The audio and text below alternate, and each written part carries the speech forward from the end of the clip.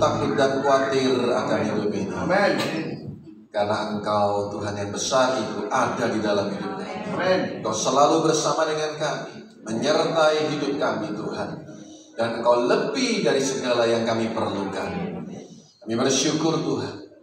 Dengan penuh kepercayaan bahkan kami berkata, kami lebih daripada pemenang. Karena Tuhan yang selalu bersama dengan kami, menyertai kami. Adalah Tuhan yang hidup, tidak pernah berubah dulu, sekarang, sampai selama-lamanya. Pagi hari ini Tuhan kami buka hati kami, sampaikan isi hati-Mu, berkati setiap jemaat-Mu Tuhan. Biar pengurapan-Mu mengajar setiap kami akan jalan-jalan kebenaran, dan memberikan kami kekuatan untuk taat melakukan setiap firman. Dalam nama Tuhan Yesus kami ucap syukur dan berdoa. Yang percaya katakan amin. Puji Tuhan, silakan duduk. Puji Tuhan, saya ingin menyapa Bapak Ibu Saudara semua. Shalom. Semua bisa lambaikan tangannya sekali lagi. Shalom. Salam damai sejahtera Kristus bagi kita semua. Sukacita yang besar ada di tengah-tengah jemaat GKSI di Kota Pati ini.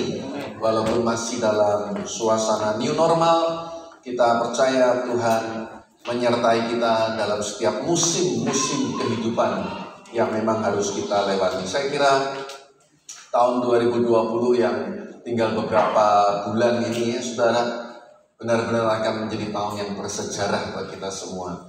Akan menjadi tahun yang tidak akan pernah kita lupakan, bahwa kita pernah hidup model seperti sekarang ini ya. Kemana-mana harus pakai masker, harus jaga jarak, harus rajin cuci tangan. Katanya pelajaran apa tahun 2020? Katanya cuci tangan, katanya pelajaran 2020 ya. Tapi ya kita harus melewati. Amin. Kita harus melewati, dan saya percaya hari ini kita ada sebagaimana kita ada itu Ebenezer, Tuhan yang menolong kita sampai hari ini ya. Puji Tuhan. Mari kita buka Alkitab kita sama-sama di dalam Injil Matius pasal 28 ayat yang ke-17. Saya beri tema khotbah pagi hari ini yaitu melawan keraguan. Matius 28 ayat yang ke-17. Demikian firman Tuhan. Ketika melihat Dia, mereka menyembahnya, tetapi beberapa orang ragu-ragu. Nah, saudara, ini bagian dari penampakan Tuhan Yesus setelah Dia bangkit dari kematian, dan saat-saat kenaikannya ke surga sudah semakin dekat. Dan Yesus berpesan kepada murid-muridnya untuk kemudian pergi memberitakan Injil, menjadikan semua bangsa murid Yesus. Walaupun Yesus sudah berkali-kali menampakkan diri kepada murid-muridnya, tetapi Alkitab tadi mencatat, saudaraku, beberapa orang masih apa tadi? Ragu-ragu. Yang percaya ada satu ekspresi yang jelas, yaitu sujud menyembah. Itu yang percaya. Yang ragu-ragu berarti dia tidak ikut menyembah. Saya percaya Bapak Ibu Saudara yang hari ini datang, dan semua kita yang percaya Yesus adalah Tuhan, kita tidak akan ragu-ragu untuk menyembah Dia sebagai Tuhan, memuji, memuliakan namanya. Karena memang namanya dikatakan nama di atas segala nama. Satu kali kelak setiap lutut bertelut dan lidah mengaku Yesus Kristus adalah Tuhan. Ialah satu-satunya juru selamat umat manusia yang sanggup menebus dosa umat manusia. Saudara kasih Tuhan, yang percaya menyembah. Nah, dalam bahasa Yunaninya proskuneo. Kata proskuneo itu artinya berlutut, menyembah sampai ini dahi menyentuh tanah. Ya, saudara, itu proskuneo. Dan ada beberapa orang yang pengajar yang membuat sedikit perbedaan antara pujian dan penyembahan. Orang awam seringkali kita menerjemahkan kalau menyembah itu lagu-lagu yang pelan.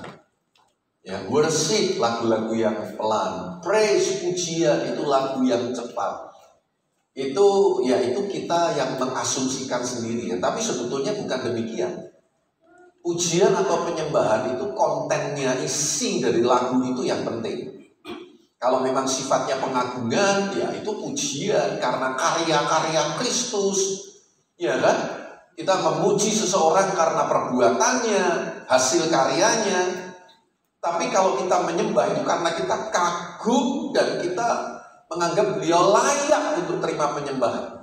Di negara-negara yang sistem pemerintahnya kerajaan, maka ketika dia bertemu raja, dia harus menyembah. Ya. Nah, karena kita dipimpin oleh presiden, kita tidak boleh menyembah presiden. Hanya Tuhan yang layak disembah. Tapi kita memberi hormat kepada Bapak Presiden.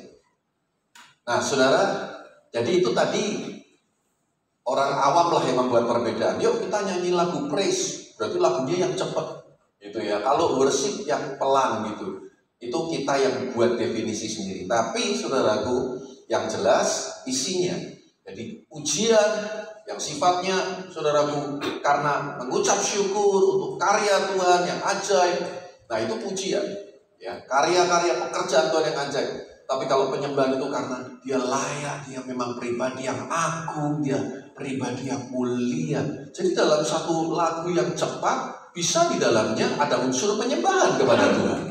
Amin, saudaraku. Di dalam lagu yang pelan, di dalamnya ada unsur pujian kepada Tuhan. Nah, proskuneo itu intinya ya sujud menyembah. Yang percaya sujud menyembah. Tapi yang ragu-ragu, yang tidak percaya, dia tidak sujud menyembah. Nah, saudara kasih Tuhan, ternyata tidak semua orang yang sudah melihat Yesus bangkit itu percaya. Bahkan Rasul Thomas pun berkata apa? Kalau aku tidak mencucukkan jariku di tangannya yang berlubang paku, atau lambungnya yang tertikam tombak, aku tidak percaya. Sampai akhirnya Yesus secara khusus menampakkan diri kepada Rasul Thomas. Dan Yesus berkata, sekarang kamu melihat dan kamu percaya. Jangan sampai kamu tidak percaya lagi. Yesus ngomong itu sama Rasul Thomas. Tapi kemudian Yesus berkata apa? Berbahagialah mereka yang tidak melihat namun percaya. Saya yakin Bapak Ibu Saudara, kita semua adalah termasuk golongan orang-orang yang berbahagia. Kenapa? Walaupun kita belum pernah mencucukkan jari kita di tangan Yesus yang berlubang paku, tapi kita percaya dia adalah Tuhan. Dari kitab Injil kita bisa membaca betul-betul dia adalah Tuhan dan Juru Selamat. Alkitab berkata dia ada sebelum Abraham ada. Dia yang akan tetap ada ketika langit dan bumi ini lenyap. Dialah Alfa dan Omega, dia yang mengawali dan dia yang akan mengakhiri.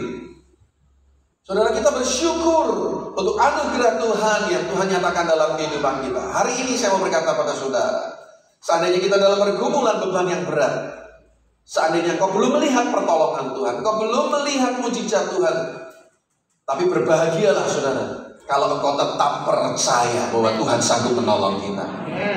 Seperti iman Sadrak, Mesah, dan Abednego. Ketika mau dimasukkan ke dalam dapur perapian yang menyala-nyala, bahkan dipanaskan 7 kali lebih dahsyat. Para pengawal Raja Babel waktu itu yang mengangkat mereka pun belum masuk ke dapur itu mati, hangus terbakar. Tapi 3 orang ini berkata apa saudara? Kalau Tuhan sanggup tolong, dia tolong. Tapi seandainya dia tidak menolong pun, aku tetap tidak mau menyembah patung buatan Raja Nebukadnezar. Saudara kasih Tuhan, ini iman. Banyak orang kadang menerjemahkan, wah itu bukan iman Pak. Loh, itu iman. Iman itu bukan menyangkal kenyataan. Iman itu bukan meniadakan persoalan dan pergumulan hidup ini. Iman itu berani menghadapi persoalan dan kenyataan hidup ini. Iman itu artinya berani mengambil risiko dan segala tantangan yang ada di depan. Itu iman. Bukan berarti kalau orang beriman tidak ada pergumulan. Bukan berarti orang yang beriman tidak ada masalah. Tapi orang yang beriman tidak mundur pada waktu menghadapi pergumulan. Orang yang beriman tidak mudah menyerah menghadapi segala kesulitan dalam hidup ini. Itu beriman. Saudara, murid-murid Yesus waktu itu walaupun sudah berkali-kali Yesus menampakkan diri, masih banyak yang ragu-ragu. Saya khawatir saudaraku, hari-hari ini juga orang mulai banyak yang ragu-ragu. Ragu-ragu untuk berharap kepada Tuhan. Tema gereja kita tahun ini bagus ya, Jesus is my hope. Yesus harapanku. Banyak orang mulai ragu-ragu. Kalau memang Tuhan itu ada, Tuhan itu baik, kenapa ada COVID-19? Kalau memang Tuhan itu ada, kenapa ada orang-orang yang mati? Mungkin ada teman-teman kita, bahkan sahabat kita, relasi kita yang meninggal karena COVID-19. Walaupun makin kesini, makin sekarang ini ya sudah berapa bulan? 8 bulan, 7-8 bulan ini ya. Makin banyak juga Informasi yang saya dapatkan tidak semuanya orang itu mati karena COVID. Bahkan kebongkar juga di beberapa rumah sakit, katanya orang itu disuruh tanda tangan. Kalau kamu tanda tangan kena COVID, kamu nanti bebas, gak usah bayar gitu katanya, saudara. Ya, lalu nanti dikubur pakai COVID, malah kamu dapat uang gitu. Ya itu nggak tahulah informasi itu betul atau enggak. Tapi saudaraku, nggak semestinya, nggak semuanya, belum tentu. Tapi memang virus itu ada di mana-mana, di sekitar kita itu ada virus. Bakteri itu akan selalu ada. Tapi yang penting imunitas tubuh kita. Kalau kita imunnya bagus, kita bisa melawan. Saudara, banyak orang mulai ragu-ragu kalau memang Tuhan ada, kenapa ada virus? Kenapa ada COVID-19? Saudara, mari kita belajar selalu percaya bahwa Tuhan itu turut bekerja untuk mendatangkan kebaikan bagi orang-orang yang mengasihi Dia. Paling tidak sekali lagi kita dilatih iman kita menghadapi masa-masa yang sulit seperti sekarang ini. Ada banyak kebaikan sebetulnya kalau saya mau cerita. Seperti yang saya katakan tadi, kita jadi hidup lebih bersih, kita lebih berjaga-jaga, kita jadi rajin olahraga. Iya kan? Siapa yang di sini suka gowes, naik sepeda? Ya, nah ada 1, 2. Tiba-tiba orang jadi suka olahraga. Apalagi yang positif, saudaraku. Ya, kegerakan doa itu terjadi di mana-mana. Bangsa-bangsa mengalami kegerakan doa yang luar biasa. Mereka tidak pandang denominasi gereja, mereka nggak lihat liturgi gereja, tapi mereka berdoa bersama-sama.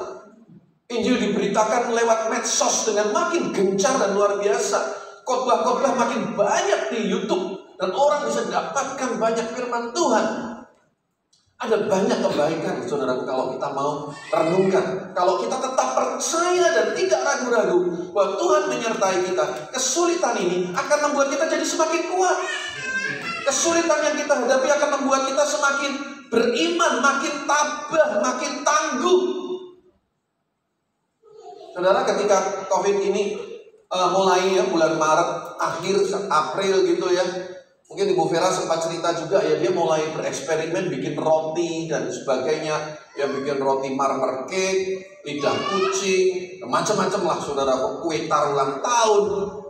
Saudaraku, kami nggak mau biarkan nganggur-nganggur gitu ya. Jadwal pelayanan saya udah di cancel semua, saudara, di Bandung, Jakarta cancel semua. Saya ngomong sama Bu Vera, yuk kita do something, lakukan sesuatu apa yang kita bisa lakukan. Mujizat itu nggak selamanya ada yang di luar, saudara. Mujizat itu seringkali yang ada di dekat kita. Tuhan nggak tanya apa yang kita nggak punya, Tuhan tanya apa yang kamu punya. Minggu-minggu pertama waktu mulai sepi gitu ya, karena COVID-19 ini ya, bulan April kan sepi itu, di mana-mana jalan sepi, jam 8 malam udah sepi di Semarang. Saya tuh sempat ngomong sama istri saya begini, ternyata capek nganggur sama capek kerja lebih enak capek kerja. Ya, nganggur tuh ya, cuma lihat handphone ya, baca buku sebentar mata udah pedes, saudaraku. Pokoknya tengah-tengah, toleh-toleh, gelongan-gelongan gitu, saudara ya. Mau lihat TV ya lihat apa, beritanya itu aja, korban mati lah ini, bosen, saudara. Ternyata lebih enak capek kerja. Karena kerja itu kan menghasilkan, ada uangnya gitu. Tapi nganggur, saudaraku, nggak ngapa-ngapain, saudara, sementara makan harus bertahan. Aduh, nggak enak, bener saudaraku. Dan akhirnya saudaraku, mulailah Bu Vera eksperimen, bikin roti.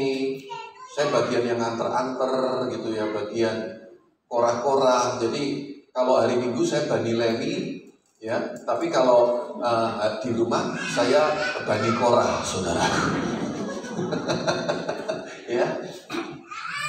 Waktu belum ada COVID-19 saya ini penginjil, tapi sekarang saya pengintil, saudaraku. Ya.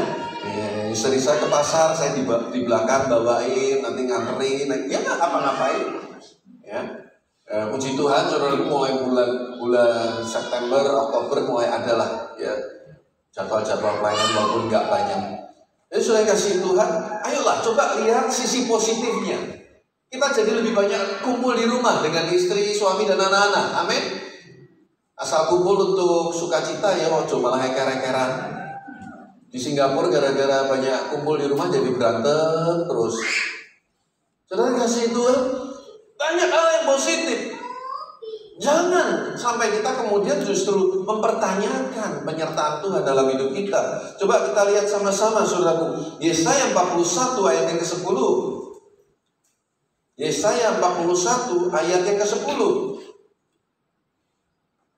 Alkitab berkata, janganlah takut sebab aku menyertai engkau.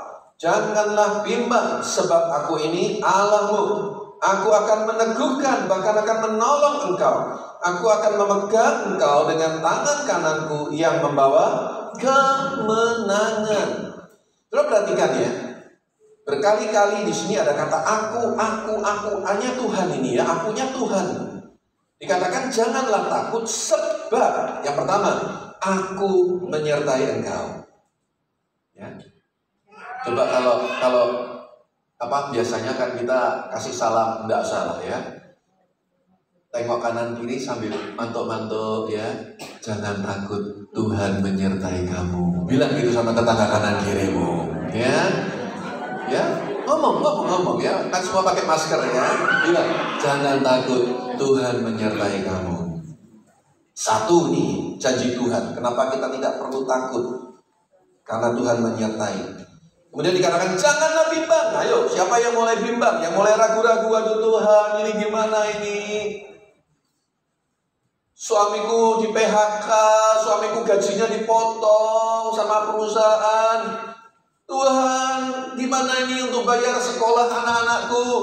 Alkitab katakan jangan takut, Tuhan menyertai, jangan bimbang. Dikatakan sebab aku ini apa? Allahmu. Kenapa mesti ada kalimat aku ini Allahmu? Supaya Anda yakin, I am your God. Ini seperti begini, ketika anak-anak mulai meragukan ayahnya, kemudian saya ngomong sama anak saya, aku ini ayahmu. Ngerti gak maksudnya itu? Kamu tuh percaya aja gitu loh. Makanya anak-anak tuh kadang ke mall gak bawa duit. Ya pede beli ini beli itu. Kenapa? Yakin bapaknya yang bayar. Sampai Tuhan bilang I am your God. Kenapa kok sampai Tuhan bilang I am your God, aku yang Allahmu? Atau seorang ayah berkata aku nih bapakmu nak. Karena seringkali kita mempertanyakan kemampuan Tuhan, kemampuan orang tua kita, bapak kita di surga. Karena kita kadang bimbang, gak yakin, ragu-ragu bahwa janjinya ya dan amin. Sepatah kata yang keluar dari mulut Allah sanggup menyembuhkan, mengubah nasib dan masa depan kita. Firman yang keluar dari mulut Allah tidak akan pernah kembali dengan sia-sia. Surat Roma mengatakan bahwa dia akan melakukan firman-Nya sempurna dan segera. No delay, gak ada penundaan lagi. I am your God. Jangan bimbang Bapak Ibu Saudara. Kalau Anda merasa Bapak pendeta kan gak ada masalah, siapa bilang? Masuk bulan April saudaraku, jelas kita cuma online. Persembahan jemaat semua turun. Saya sudah menekankan kepada para imam di gereja kami, hamba-hamba Tuhan full timer di gereja kami. Kita ada 4 keluarga dan semua hidup menggantungkan dari pekerjaan Tuhan di gereja. Ya jelas semua akhirnya harus di-manage dengan baik. Perpuluhan, persembahan kas umum, diakonia, semua kita mesti rapikan, kita rapikan. Saya berkata kepada mereka, kita tidak hidup dari persembahan, tapi kita hidup untuk menyembah Tuhan. Kita hidup bukan dari belas kasihan manusia, tapi kita hidup dari belas kasihan Tuhan. Bukan hidup untuk cari pelayanan, ya, tapi kita hidup untuk melayani. Nah, kalau motivasi kita benar, saudaraku, nggak masalah. Semua kita pangkas sekian persen, semua kita kurangin semua. Kita pun mengalami pergumulan, Bapak Ibu Saudara.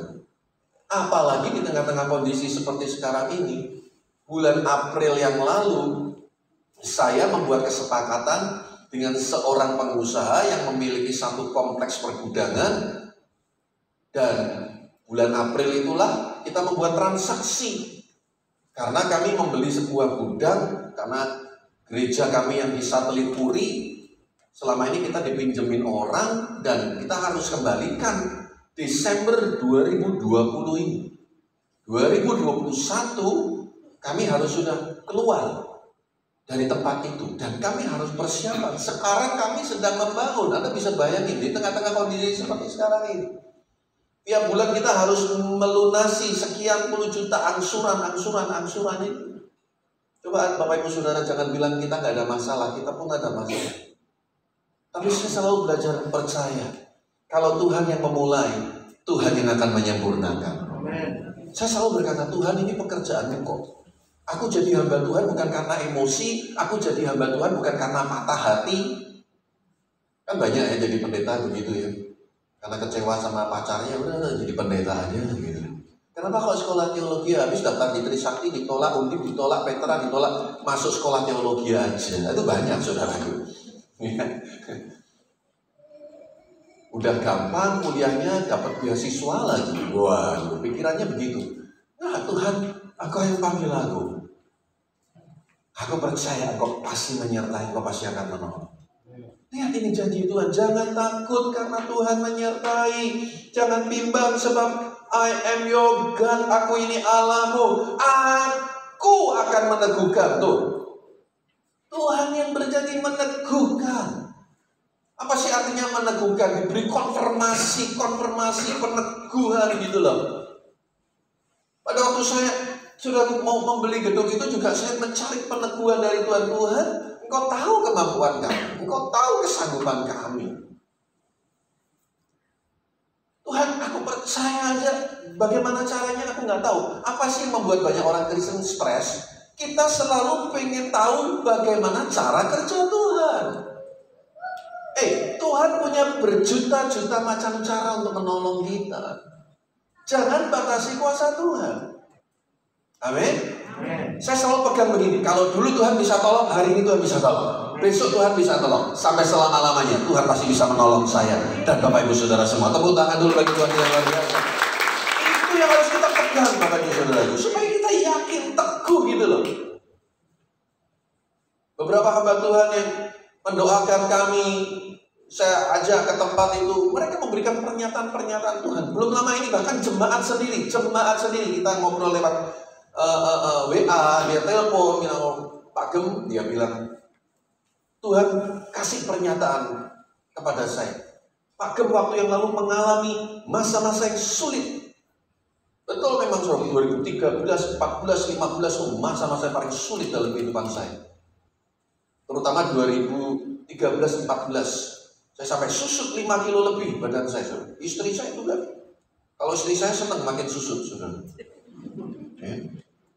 Istri saya tuh pengennya saya tambah gemuk gitu ya. Padahal saya ini suka olahraga tenis, gak boleh gemuk-gemuk kan. Saudara, itu masa-masa yang sulit. Saya pernah satu kali, waktu itu anak-anak masih tidur sama maminya, saya kamar sendiri, ya. Dan jam 4 pagi saya mau ke toilet yang ada di kamar utama. Saya masuk di situ, saudaraku, dan istri saya sedang bersandar di ranjang berdoa. Jam 4 pagi dia, nggak tahu dia dari jam berapa. Doanya tuh lucu, antara bahasa roh, nangis nggak jelas, tapi nangis. Saudara. Itu 2013, saya lihat dia begitu, saya juga nggak tega, saudara. Ya, kita nggak berani cerita kemana-mana. Ini sekarang saya cerita sama jemaat di sini ya, orang udah lama gitu udah ngelewatin itu. Ya saudaraku, saudara, saya tahu itu masa-masa yang sulit. Kita bisa lewatin kok. Apalagi sekarang Tuhan pasti tolong. Ini janji Tuhan buat kita semua. Saya selesaikan pembacaan ayat firman Tuhan ini ya. Janganlah takut sebab aku menyertai engkau. Janganlah bimbang, aku ini Allahmu. Aku akan meneguhkan. Berarti kan yang ketiga, yang keempat, bahkan akan menolong engkau. Yang kelima, aku akan memegang engkau dengan tangan kananku yang membawa kemenangan. Hafalkan ayat ini bila perlu Bapak Ibu Saudara. Di print, tempelkan di pintu kamarmu, di kaca rias kita, kalau engkau mulai ragu-ragu, mau mulai bimbang hidup ini, khawatir masa depan, baca Yesaya 41 ayat 10 ini sampai hafal di luar kepala. Perkatakan itu sampai jadi rema dalam hidup kita, sampai nggak ada sedikit pun kekhawatiran, sampai nggak ada sedikit pun rasa takut, tetap bisa senyum. Walaupun mungkin gaya hidup kita harus kita rubah. Mungkin dulu seminggu sekali, 2 kali mesti makan di restoran, jajan di mana. Sekarang mungkin kita harus memperketat keuangan kita, banyak makan di rumah. Mungkin kita selama ini sebulan sekali melancar kemana, tapi sekarang kita harus mengurangi liburan kemana-kemana. Toh juga semua di mana-mana sepi, saudaraku. Baca ayat ini sampai kau yakin gak ada ketakutan lagi, gak ada kekhawatiran lagi. Yesus tidak berubah dulu, sekarang sampai selama-lamanya. Kasih setianya itu ya dan amin buat kita semua. Coba kita lihat Mazmur 26 ayat yang pertama. Ini dikatakan oleh Raja Daud. Mazmur 26 ayat yang pertama dikatakan dari Daud, berilah keadilan kepadaku ya Tuhan, sebab aku telah hidup dalam ketulusan kepada Tuhan. Katakan sama-sama apa? Aku percaya dengan tidak ragu-ragu. Amin, saudara. Yuk bagian ini kita baca sama-sama ya. Kepada Tuhan aku percaya dengan tidak ragu-ragu. Nah, kata aku diganti dengan nama kita masing-masing. Ada yang lupa namanya siapa? Kalau lupa tanya tetangganya, sajan-jane jenengku ki sapa nah ini. Gak ada ya, semua pasti ingat namanya ya.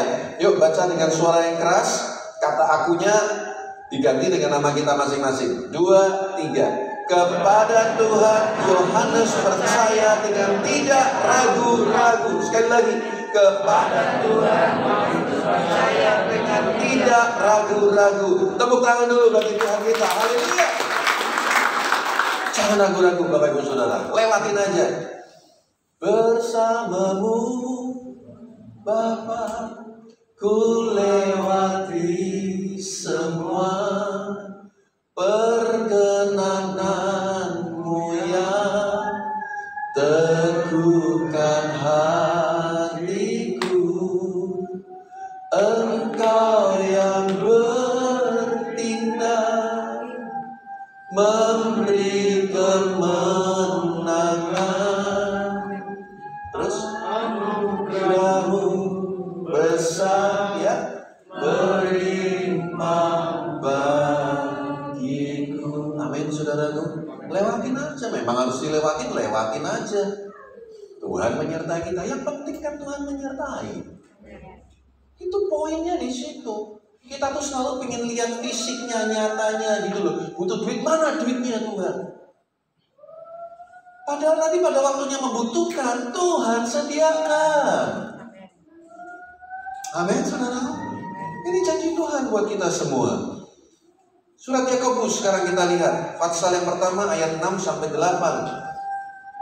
Yakobus pasal yang pertama ayat 6-8. Surat Yakobus pasal yang pertama ayat 6, 7, dan 8. Dikatakan, hendaklah ia memintanya dalam iman dan sama sekali jangan apa?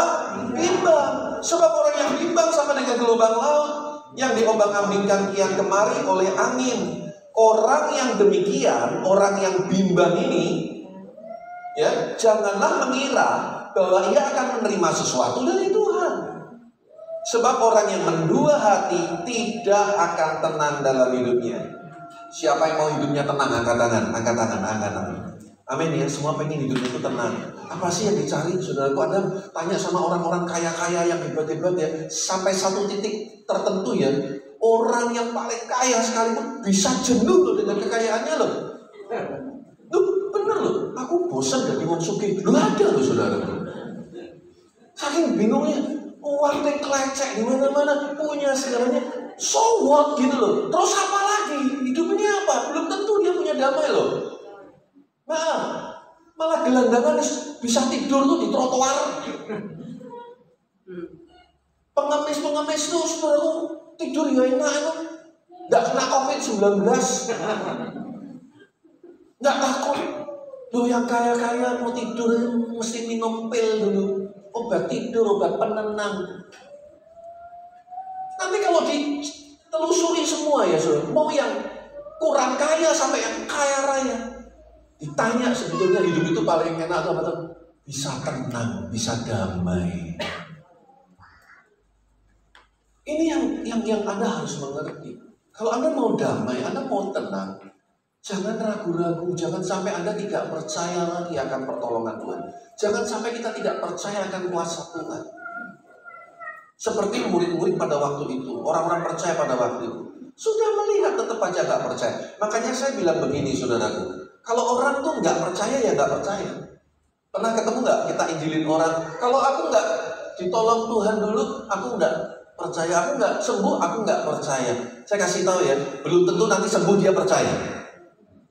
Saya melayani banyak orang, saya melarisi restorannya dengan harapan nanti dia bisa setia melayani Tuhan. Saya bimbing dia terima Tuhan Yesus. Saya bersihkan rumahnya dari semua berhala-berhala. Tuhan pulihkan bisnisnya. Apa terus pergi ke gereja? Enggak. Percaya sama Tuhan cuma di mulut. Setelah diberkati ya udah selesai. Saudara kasih Tuhan belum tentu, saya mau katakan. Walaupun sudah melihat berarti percaya, belum tentu. Tapi saya percaya kita masuk golongan orang yang berbahagia sekali lagi. Walaupun kita belum melihat, tapi kita percaya Tuhan pasti nolong. Amin. Hari ini kita belum melihat mungkin berkat secara materinya, misalkan kita ada butuh apa gitu. Tapi kalau Anda tetap percaya waktu Tuhan yang terbaik, Anda adalah orang yang paling berbahagia. Bisa tetap tenang. Ya. Saudara yang kasih Tuhan, ingat baik-baik, Tuhan hanya bisa menjawab sejauh doa-doa Anda. Sekarang doa Anda bagaimana? Kalau doa kita penuh dengan keraguan-raguan, Alkitab yang berkata, jangan harap orang demikian menerima sesuatu dari Tuhan. Bagian yang lain, Yakobus 5 ayat 16 bagian B. Doa orang benar. Bila dengan apa? Harus yakin. Biarpun kita orang benar, doanya nggak yakin, kita nggak percaya, alias masih ragu-ragu, masih bimbang, masih nggak percaya, ya nggak ada mujizatnya. Tapi doa orang yang benar, bila dengan yakin didoakan, sangat besar kuasanya. Ini janji Tuhan buat kita semua.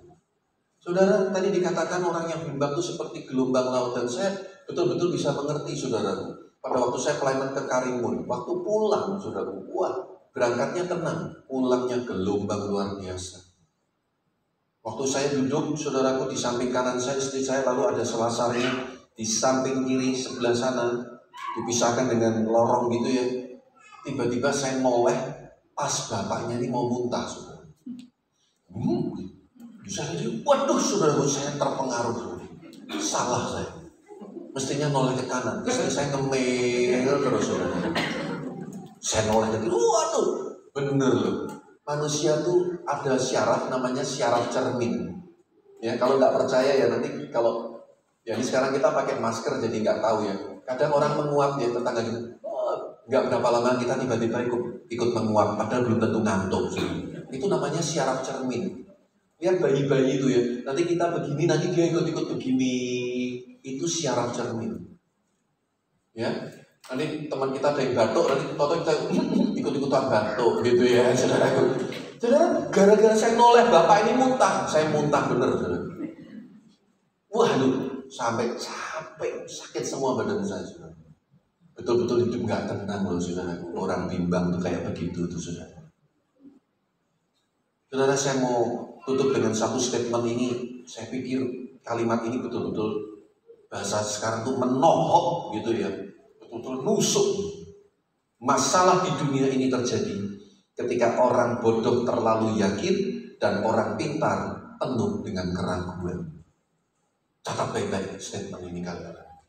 Masalah di dunia ini terjadi kenapa? Yang bodoh bertindak dengan penuh keyakinan, yang pintar-pintar termasuk orang-orang percaya, anak-anak Tuhan bertindak dengan keraguan-keraguan.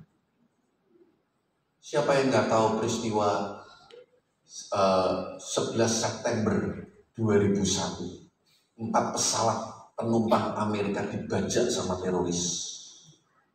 2 nabrak menara kembar WTC di New York, 1 diarahkan ke Pentagon, 1 diarahkan ke Washington. Nah, yang diarahkan ke Washington nggak nyampe ke sana karena penumpangnya pada berontak akhirnya jatuh. Saudara nggak sampai ke Washington DC. Saudara kasih Tuhan, banyak orang bodoh bertindak dengan keyakinan. Kenapa teroris-teroris itu mau melakukan itu sampai yang mati 3.000-an orang loh, saudara. Di dalam 2 menara kembar itu ada ribuan orang loh. Ini yang bodoh bertindak dengan penuh keyakinan. Katanya kalau mati model begini, jadi teroris begitu, nanti dapat bidadari di sana. Orang bodoh bertindak dengan penuh keyakinan. Yang pintar, yang katanya beriman percaya Yesus, malah ragu-ragu, melayani ragu-ragu, memberi ragu-ragu. Saudaraku, melakukan segala sesuatu dengan keraguan-raguan, kita nggak akan pernah berhasil. Dunia akan dipenuhi dengan orang-orang bodoh. Saudara, saya ambil contoh yang lain. Ini bodoh dalam arti yang positif. Lihat KKR. Siapa yang banyak disembuhkan? Maaf, orang-orang yang polos-polos. Siapa yang percaya maju, engkau terima mujizat Tuhan. Mereka polos. Ini yang positif nih ya. Udahlah, selama ini juga sudah pergi kemana-mana gak sembuh, udah ikut maju. Banyak mereka yang terima mujizat Tuhan. Yang pinter-pinter sing suki-suki di belakang nonton, ndak iya toh.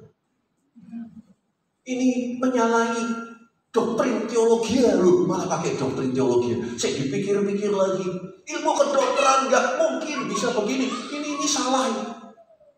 Lihat, yang bodoh bertindak dengan penuh keyakinan. Ini beda ya dengan yang tadi ilustrasi saya pertama. Kalau kita yang penuh iman katanya, rajin ke gereja, kita nggak berani bertindak, yang nggak akan pernah terjadi apa-apa. Saudara, selama pandemi ini, saya dengan beberapa teman, beberapa kali pelayanan ke desa-desa, kita bawa sembako, kita bawa kebutuhan-kebutuhan pokok untuk hamba Tuhan. Kemarin ada yayasan juga menghubungin saya, Pak, kita pengen, oke saya hubungkan. Saya nggak takut, saudaraku. Saya masuk ke desa-desa. Kemarin ada, Pak, kami mau bagi mimbar. Waduh, pendeta-pendeta senang dapat mimbar baru, saudara. Ditanya, ya di grup saya tanya, siapa pendeta-pendeta yang tidak punya mimbar dan membutuhkan mimbar? Semua nulis, saudara. Ada satu pendeta yang bagus, dia bilang ini, loh, berarti selama ini bapak-bapak pendeta itu khotbah di gereja nggak ada mimbar ya? Tolong dibaca, Pak, pertanyaannya nggak punya mimbar. Atau mimbarnya udah jelek, tadi akhirnya tinggal 10 orang, saudaraku. Ya. Saudara yang kasih Tuhan, saya mau katakan pada saudara, mari jangan ada lagi yang pulang dari tempat ini masih meragukan penyertaan Tuhan, yang masih mempertanyakan kemampuan Tuhan. Ayat yang terakhir, Ayub 42 ayat yang kedua. Pemain musik boleh persiapkan diri. Ayub 42 ayat yang kedua dikatakan begini, aku tahu bahwa engkau sanggup melakukan segala sesuatu dan tidak ada apa, saudara, rencanamu yang gagal. Saudara, ini kalimat diucapkan oleh Ayub setelah melalui perdebatan yang panjang, saudaraku.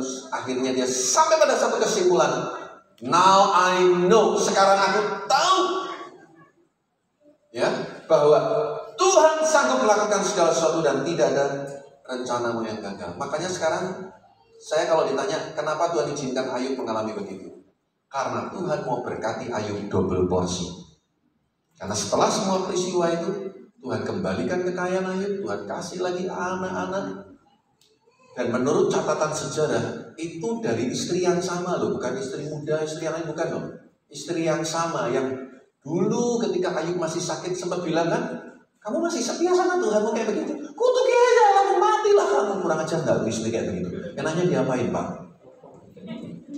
Ya, Coba bayangin, tapi Ayub tetap setia kepada istri. Tuhan pulihkan. Now I know. Sekarang aku tahu, tidak ada rencana Tuhan yang gagal. Amin, saudara. Sebagai kesimpulan, siapkan pujian saat ku tak melihat jalan. Hatiku percaya. Ya. Sebagai kesimpulan yang pertama, orang yang bimbang tidak akan tenang hidupnya. Ya, kalau kau terus ragu-ragu, ikut Tuhan ragu-ragu, ke gereja ya ragu-ragu, gak tenang. Pastikan Anda percaya Tuhan menyertai, Tuhan melindungi kita. Amen. Yang kedua, mujizat hanya bagi orang yang percaya. Bukan untuk orang yang ragu-ragu, tapi orang yang percaya. Dan yang ketiga, kasih setia Tuhan tidak pernah berubah. Hati kita yang sering berubah-ubah. Jadi jangan takut, percaya saja, pasti ada pertolongan dari Tuhan. Amin. Mari kita bagi berdiri bersama-sama.